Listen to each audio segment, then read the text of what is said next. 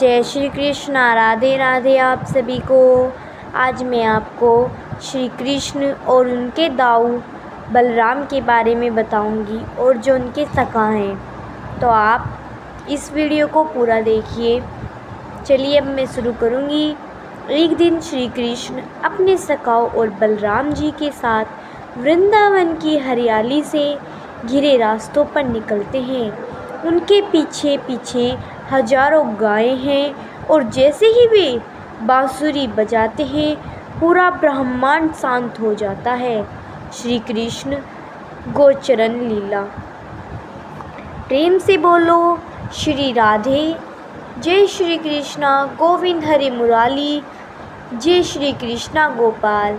आज की यह कथा सिर्फ एक कहानी नहीं है, यह उस ईश्वर की लीला है जो बांसुरी की धुन में सृष्टि को प्रेम सिखाता है, जो गौ माता की सेवा में ईश्वरत्व को प्रकट करता है, जो अपने सखाओं के साथ जंगलों में गाय चराता है और फिर बांसुरी बजाकर पूरे ब्रह्मांड को शांत कर देता है। श्री कृष्ण का जन्म मथुरा में हुआ, पर उनका बाल्यकाल गोकुल और वृंदावन की वादियों में बीता।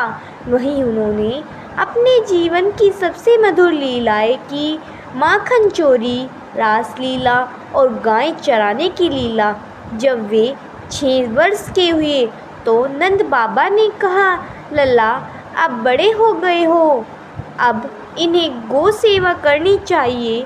और फिर वो दिन आया जब श्री कृष्ण और बलराम पहली बार गायों को चराने के लिए निकले।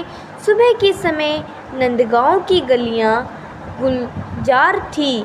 हर ग्वाल बाल अपने अपने गायों के झुंड को सजाकर तैयार कर रहे थे।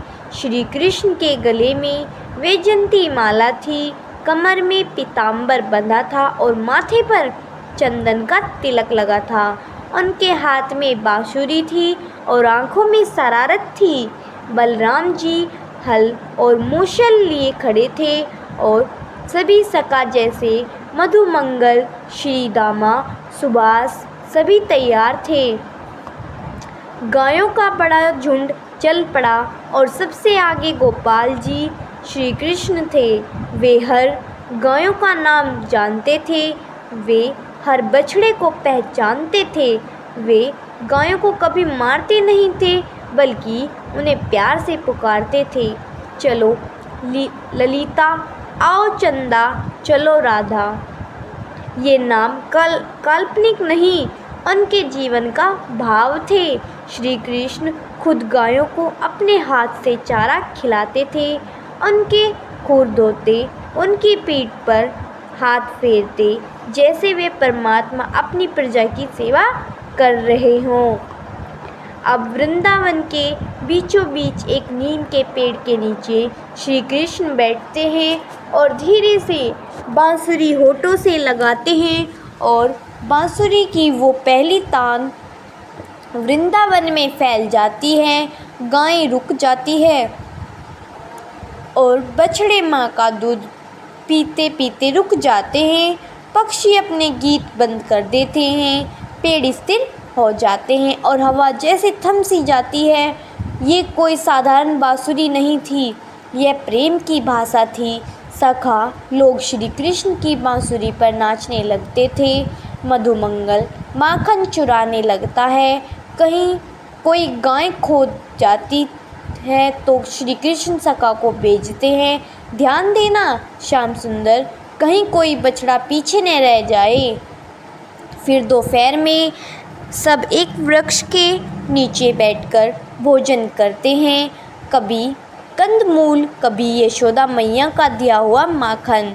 सब में एक प्रेम है, न कोई छोटा ना ही कोई बड़ा। जब सब श्री कृष्ण के सखा हैं, ईश्वर के दोस्त हैं। श्री कृष्ण ने अपने गोपाल रूप से हमें यह सिखाया है, धर्म की सेवा और गौ माता की सेवा ही सच्ची भक्ति है। गाय सिर्फ पशु नहीं है, वो धरती पर धर्म का आधार है। श्री कृष्ण ये दिखा रहे हैं कि अगर ईश्वर खुद गायों की सेवा करते हैं तो हम क्यों नहीं करते। गाय की सेवा आत्मा की सेवा होती है। बांसुरी एक खोखली लकड़ी होती है, उसका कोई मुंह नहीं होता, पर श्री कृष्ण की सांस उसे जीवित कर देती है। अगर हम अहंकार से खोखले हो जाएं, तो श्री कृष्ण हमें भी अपनी बांसुरी बना सकते हैं। हम उनके माध्यम बन सकते हैं, उनकी लीला का वाद बन सकते हैं, बशर्ते हम स्वयं को खोखला करें, निष्कलंक बनाएं। शाम का समय, गायों का झुंड वापस लौट रहा है। गोपियां घरों की छतों से देखती हैं, बांसुरी फिर से बज रही है और श्री कृष्ण सबसे पीछे चल रहे हैं, हर गाय को देखकर कि कहीं कोई गाय छूट तो नहीं गई। सेवा, प्रेम और समर्पण ही सबसे ऊंचा धर्म है। जय श्री कृष्ण। राधे राधे।